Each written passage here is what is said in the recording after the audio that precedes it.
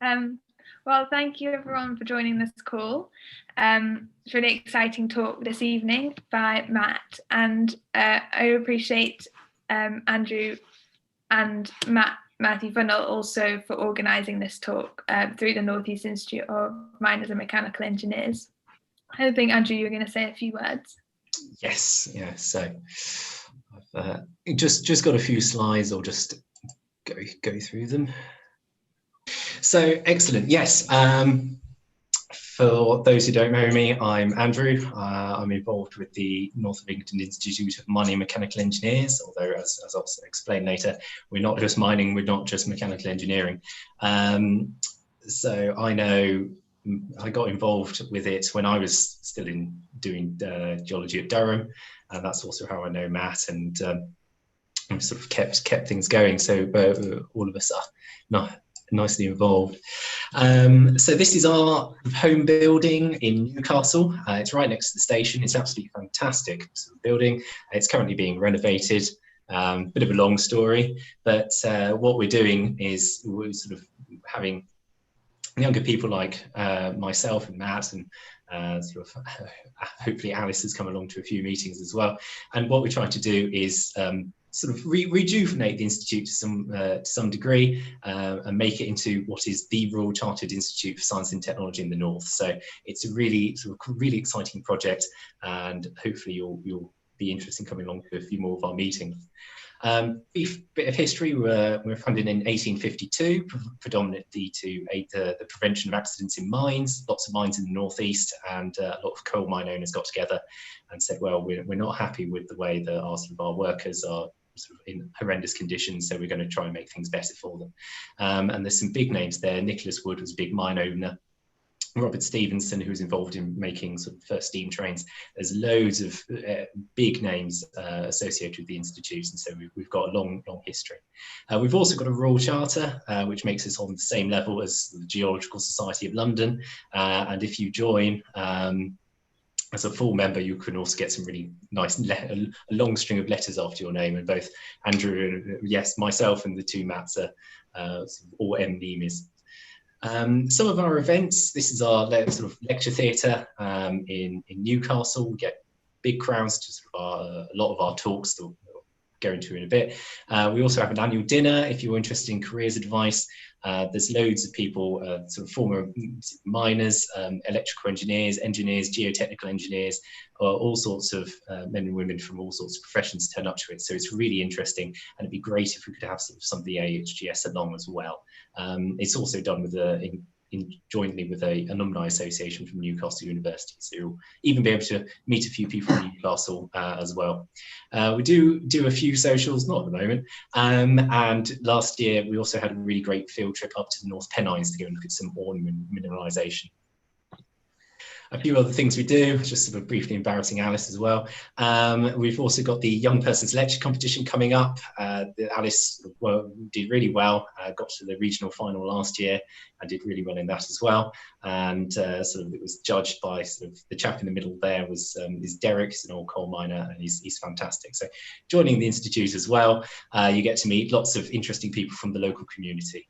We've also, hopefully, it's a big question mark whether it's going ahead next summer, a mining field trip, possibly to Poland. It might be postponed till 2022 at this rate, but going and see some really big major coal mines, copper mines, and looking at some really fantastic economic geology and meeting some Polish geologists as well. So that's a really nice opportunity. I did lots of these trips when I was doing my PhD and found them really useful. So hopefully you want to come along as well. Just a quick run through of some of our upcoming online talk. We've got Rise and Fall of Dinosaurs by Steve Berzett. He's a paleontologist up at Edinburgh, and he's sort of Mr. Dinosaur on the BBC. We're breaking all records with this one, so make sure you tune in for that. We've got a nice talk on the ecology of New Zealand coming up in January, and also we've got a joint lecture with the Mineralogical Association, and this is on sort of mining geotechnics. And Hannah Hughes is one of the best sort of economic geologists in the country, so she's fantastic. This can be a great talk. Don't forget to like, share and subscribe. We're on Twitter, Facebook, we've got our own YouTube channel, LinkedIn for those who are on that, and also sort of mining. Also got sort of more stuff on our website. Sorry, this keeps running ahead. Just a bit about the younger members group. We're all helping to organise events like this. We're looking for people to get involved. We've got opportunities to help edit our journal, do some outreach as activities when things open up again, and also get involved with helping run some of the events on the Institute's YouTube. We've also got the Young Persons Lecture competition coming up, which I'll sort of send some information around off to Alice to pass around as well, once we get that all finalised. And also we've got a budget as well, so if you want to help organise some field trips or go somewhere you're interested in, do get in touch. So lots of things going on. How to get involved? Well, if you're an undergrad, that's straightforward. It's just sort of a £10 joining fee.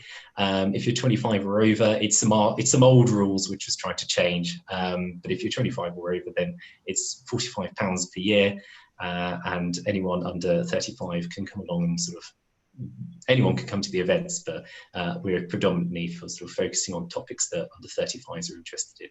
So if you're interested, just email either myself, ad2021@cam, or alternatively Matt Funnell, who I'm sure you all know, and we can give you some more information.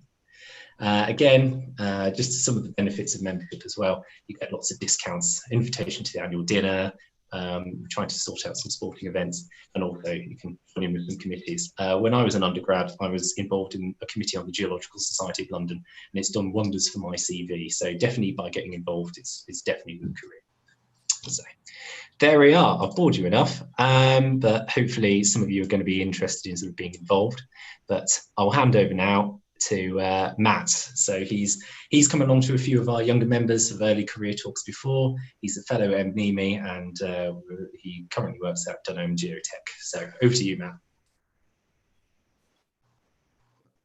Just start sharing my screen.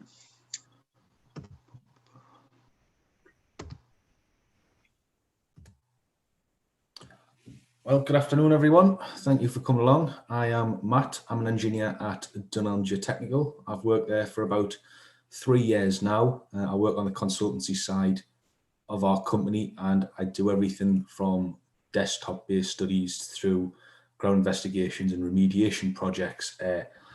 Thanks, Andrew, for organising this. I know it's not been the smoothest of roads, but we're here in the end. I've been asked to put together a very brief talk just on mining and some sort of contemporary geotechnical implications. So I'm going to try and not to do death by PowerPoint. I'm going to do this via a few case studies. So I'm just going to very, very briefly run through history of mining focused in the Northeast. I'm going to talk about some contemporary geotechnical hazards, and I'm going to run through a couple of case studies, all of which I've been involved in personally since I joined Dunelm.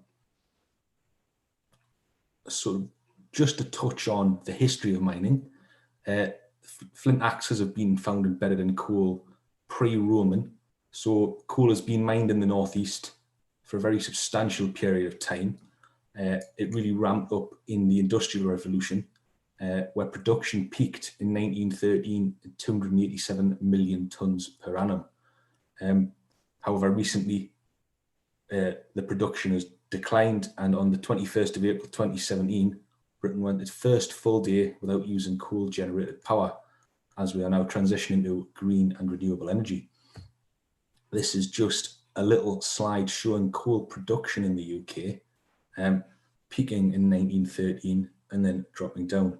It's notable that in 1970 we actually started importing coal, but thankfully that has also been declining ever since 2015. So very briefly to touch on the history of mining, primitive mines were in the form of bell pits. They were sunk from ground level to the intended coal seam and then mined outwards, typically without propping or any form of pumps, until the groundwater ingress would cause the bell pit to either be submerged in water or the sides would collapse. As you can imagine, this is a particularly unsafe method of mining, and not particularly economic. So a more long-lived version of the mining was called room and pillar, and that is often what is found in the northeast, although there are other methods. So if we look at the pictures along the bottom of this slide, on the left-hand side, we have a room and pillar mine, which is a mine where the coal seam is mined out and pillars of coal are left to support the overburden. In the middle picture, we have a mine which is beginning to deteriorate. The overburden is beginning to collapse into the mine, which I will come on to discuss. And on the far right, we have a mine which is an open cast and was being remediated. And you can see that all the overburden is being stripped off and the pillars of coal have been left, and shows that quite nicely. And they're in fairly good condition. I should say, can everyone hear me okay? Give me a thumbs up. Excellent. So what is the prevalence of mining in the northeast? Well, this is a brief map that shows all mine entries in the northeast, in the Durham area, Durham being in the centre of this map. Now that is not by any means all mine entries, that is simply the ones which were well known. There are many going back before 1600s, the smaller mines which we don't know much about and there are no records for, so they're not shown on this map. This is a freely available map on the Coal Authority's website. And I've taken a little bit more of the Coal Authority's data here, and this shows in blue all known past shallow coal minings. It's the shallow coal minings or workings which are of particular interest to myself and other geotechnical engineers, as they what bear upon surface deposits, and any collapse in a mine which is near surface could impact the surface. Any deep mine, 100 meters, 200 meters below ground level, there'll be no impact at surface if anything were to happen to that mine. And this purpley color we can see on this drawing is probable shallow coal mine workings. So the mine abandonment plans, the mine working plans are not incomplete, and they are not at times particularly accurate. So we have known workings and probable workings, which are shown here. So what are the hazards associated with mines? Obviously collapse of workings. So the worked seam can collapse and it can cause the layers of rock above that to subsequently collapse and induce significant settlement at the surface. A mine shaft can also collapse, and that will again impact very considerably at the surface, but there's also the hazard of mine shafts which aren't secured or have not been remediated correctly, and I'll come on to show an example of that further in the presentation. Ground gas can build up in mines over time, particularly methane and carbon dioxide, and if a new development is built on top of a mine or mine workings, this can infiltrate into the proposed development and cause significant issues. So this is an area that we look into when we are investigating a proposed development.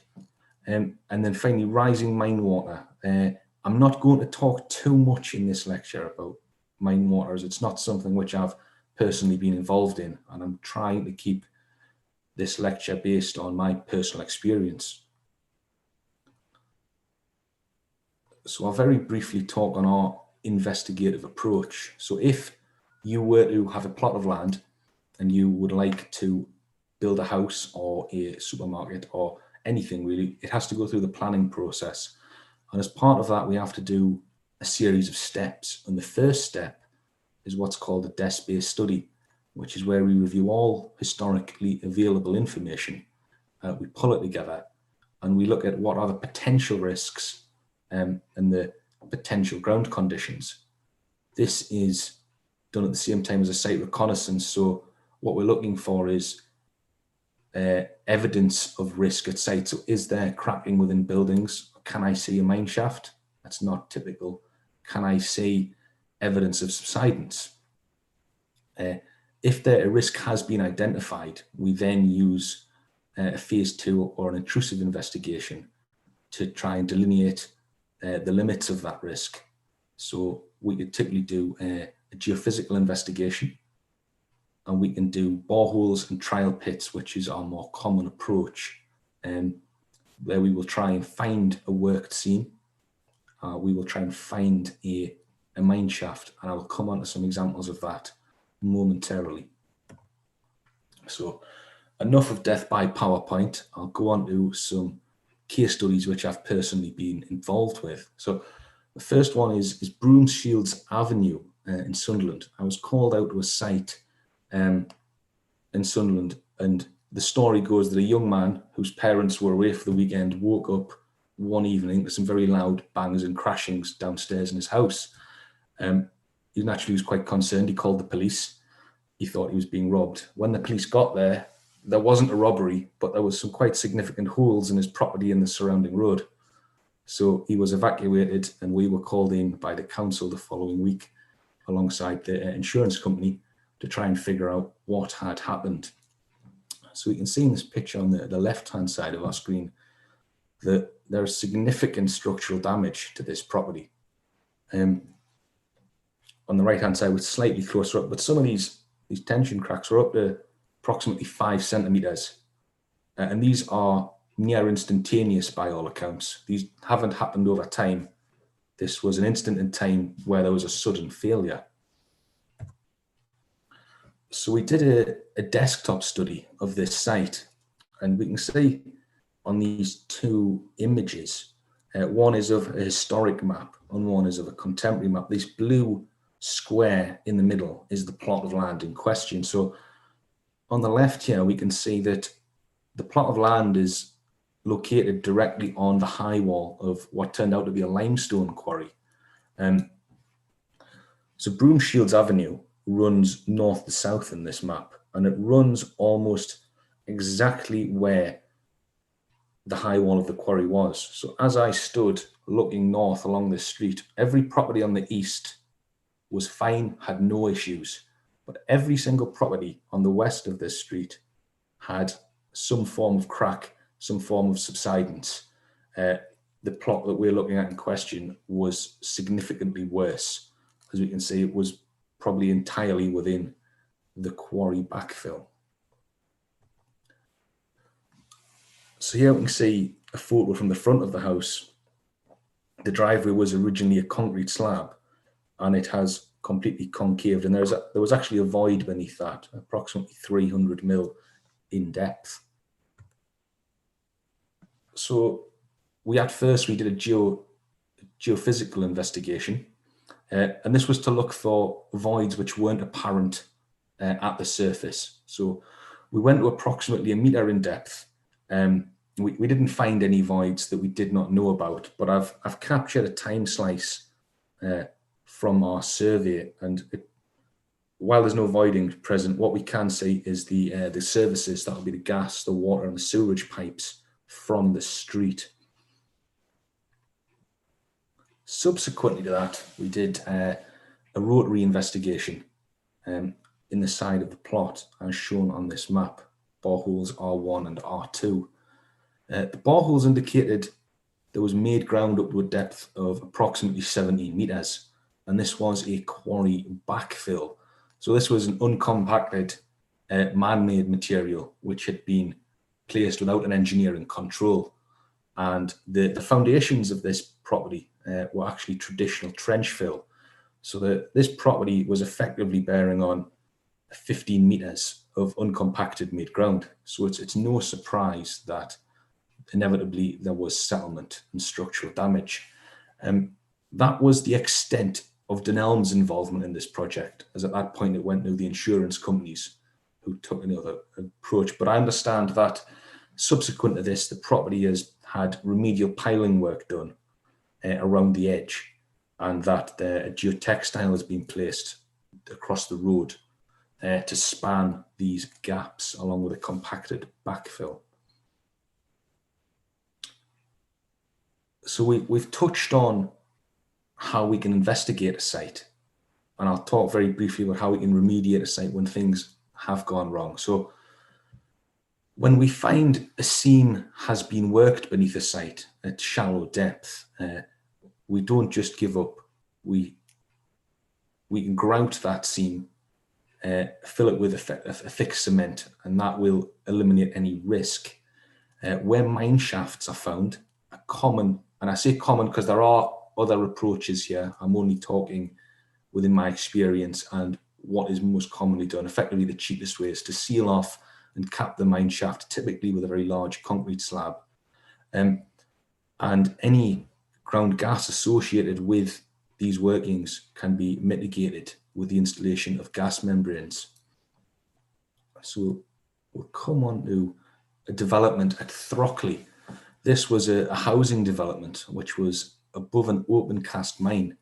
And as part of the historic workings here, there were up to nine mine shafts. So there was several phases of investigation here to delineate the extent of the open cast, the extent of the high wall, investigate the three seams, which were the three quarters, tilly and the top busty, which all were worked. We did trial pitting to investigate the underlying superficial deposits. So there was significant phases of investigation here. And I've missed a slide.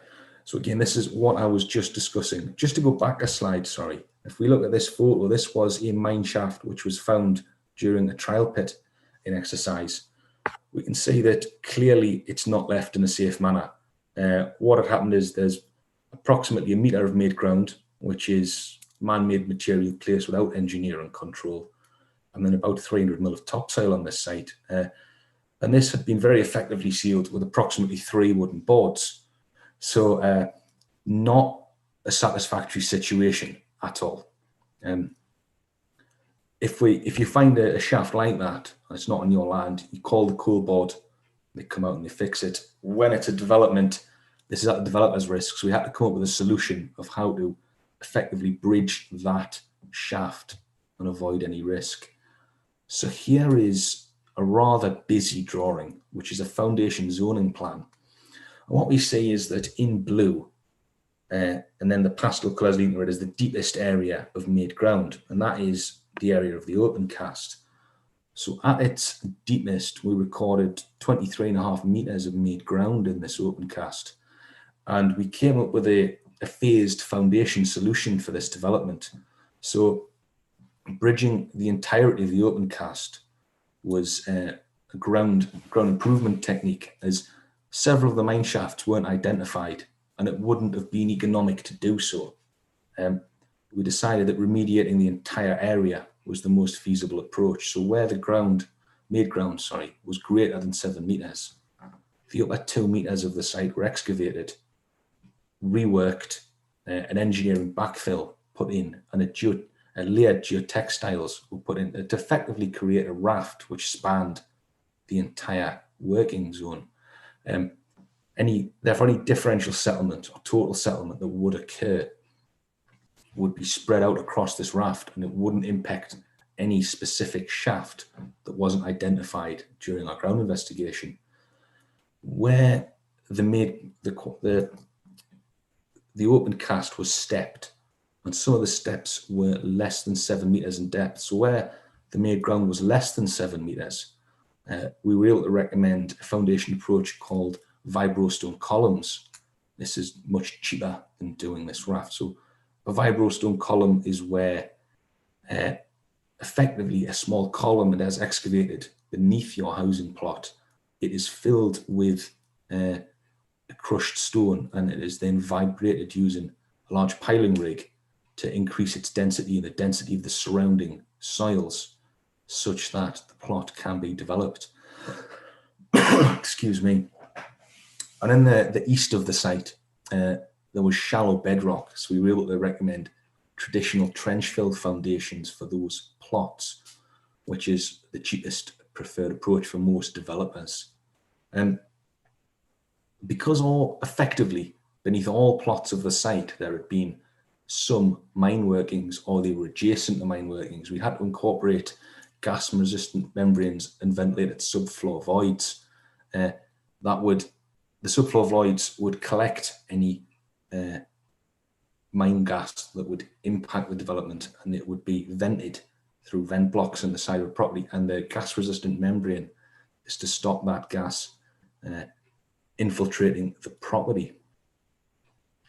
So this is the photo of a gas resistant membrane. It's not a particularly striking photo, I must admit, but just to note that it runs from the external brick layer of a property across the entire floor through to the external brick layer. And you see that all of the service ducts which come in are sealed and taped around, and that has to be verified as a condition of planning.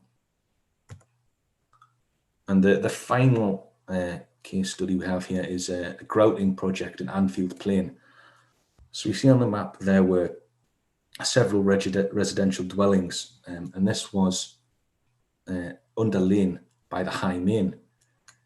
What the proposed development was houses, associated infrastructure, gardens, roads. So the grouting proposal, which was accepted and ultimately undertaken, was to drill on a square grid, on a 4.525 metre square grid pattern beneath the plots, as they are the high risk development, and on a 6 metre grid beneath the roads, which was 157 boreholes in total. Now, I apologise for the quality of these photos, but as I'm sure you all know, when you go to site, we can't always guarantee good weather. And every time I went up here, it was terrible. So we can see here that the upstanding pipes are the steel casing, sacrificial steel casing, which has been infilled with grout. You can see there is a granular blanket across the site. That the piling rigs, which I'll show you in the next photo, they can be up to about 15 tons, so they're very heavy, and they can have quite a significant imprint on the ground. So when they're working, they always put down a piling platform, which is what you see there. So that is a rotary drill rig, which is what we would use in the ground investigation phase. However, in this project, they're drilling the boreholes open hole, which means that no core is taken. It is simply a method of advancing the borehole through the underlying superficial bedrock deposits. And then when complete, you can see the upstand sacrificial casing is filled with grout, which is then pressure tested until completion. And just finally, before we get to any questions, all the pictures so far have been from my personal experience, but a colleague of mine, Kieran, has sent me through this very good photo of a mine shaft which he found. It's worth noting that we're wearing a full harness, and he'll be tied up to an anchor with full fall arrestor support, because it may be that we find a mine shaft, as shown earlier, which isn't backfilled particularly appropriately, and there's always a health and safety risk of falling into a mine shaft, which must be avoided. So I'll open the floor up to any questions or any comments. Thank you for listening. Lovely. Well, thank you very much, Matt, for that. It's a nice little overview of what I understand to be a really rather common problem across the entire Northeast. So I believe you've get quite a lot of work out of these old mine workings. So lovely. So I'm not sure how we're going to sort of do the questions, but yes, if anyone has any questions, are we going to go with raising hands or? I've just given everyone permission to unmute themselves. So if you do have a question, feel free to just unmute yourself and pose your question directly to Matt. I have a question. Thanks, Matt. That was such a good talk. I was just wondering, how much does it cost to remediate a site like that? I was looking at the Throckley one. So it really does depend on the size of the site, the impact that the workings have. So a ground investigation with rotary drilling rigs, you would typically have a minimum of 3 boreholes at first to determine the mine shaft or mine workings, as one of those probe holes could always go through a pillar, as we saw from the pillar install working. So you always do a minimum of 3 where possible, and that can cost several thousands of pounds. When we go into remediation, grouting is several hundreds of thousands of pounds typically, which that would be similar for a small site that had a granular blanket emplaced with geotextiles, but it can go from hundreds of thousands to multiple millions depending on the size of the site. It really does depend on the development at stake, I suppose. So it's difficult to give you a more precise answer than that, I'm afraid, but I hope it gives a scope of the cost involved. Yeah, it's quite expensive. Yeah.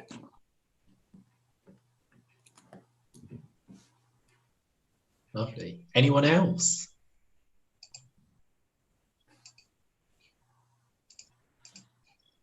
Oh, while everyone's thinking, I'll jump in with a question for you, Matt. As we've got lots of students on the call, perhaps this will be relevant to them. So how is it that somebody that is currently a student in geology would get into your sort of position as a geoenvironmental engineer? What's the sort of path they should take to get to? Well, you can apply directly for a company such as Dunelm, which does ground investigation. We hire graduates. We've hired graduates from Durham in the past. In these troubled times, I'm not sure what the hiring is. I think we may be looking at the moment, but that's not for me to say. I would leave that to my superiors in that. But apply directly. There are ground investigation contractors such as ourselves. There are consultancies that typically do only the reporting, whereas we do the site works and the reporting. They would do only the reporting, typically of a larger scale. I got into a little bit of the long route. My degree is in petroleum geology, and then I worked offshore for a year.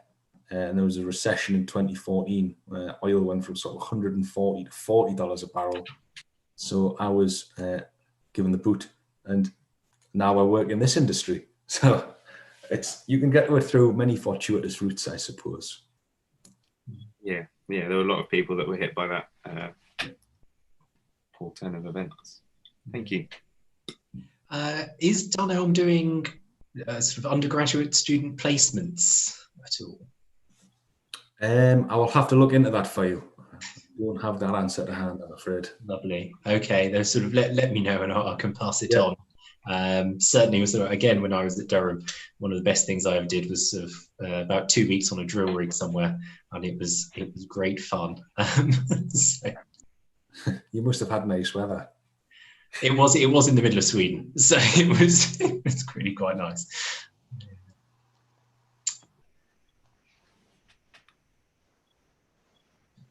Oh, anyone else? Come on, surely you've got some.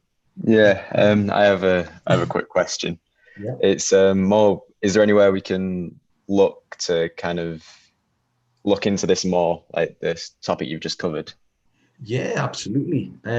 What I can do is I don't have the references to hand. I got most of this. There's several documents. So there's a document by Syria. It's a little dry. Working construction over abandoned mine workings. There are several such, which I can send in an email out. They're more for industry best practice. So if you want to build over a worked coal seam, typically you are okay if you have competent rock, which is greater than 10 times the seam's thickness. However, that's been called into question recently. There was a site up, I think it was Stanley, where they had they'd done boreholes. They'd found there was, as an example, a mine which had been worked and the seam thickness was 1 meter. They had 10 meters of mudstone above said mine. These numbers aren't correct. I'm just illustrating the point. And at surface, there was up to 600 mil of total settlement. What happens is that, yes, the 10 times seam thickness rule is applicable, but it must be competent rock. It must be sort of a hard sandstone, not a weak and highly fractured mudstone, or it'll act as a soil in this instance. And the cone of settlement will impact the surface, and in this case it was quite substantial. So the industry guidance has been changed recently because of that. I hope that helps. I can send Andrew, I hope he passes on an email with some further reading on. It's readily available. Oh yeah, that's great, thanks. Yeah. We can try and get some resources on the on our website about that. I'm not sure if Durham really does much in terms of geotechnics. not from memory, but yeah. Is it something you're sort of generally interested in? Would like to hear more about? Or? Yeah, that kind of area, and like Matt said, the petroleum industry as well. Like the resources side of geology, is like quite interesting to me. So yeah. It's good stuff. It's good stuff. Yeah, it's also where most of the jobs are. So it's always good if you've got an interest, which can get you a decent career at the end. Lovely. Anyone else?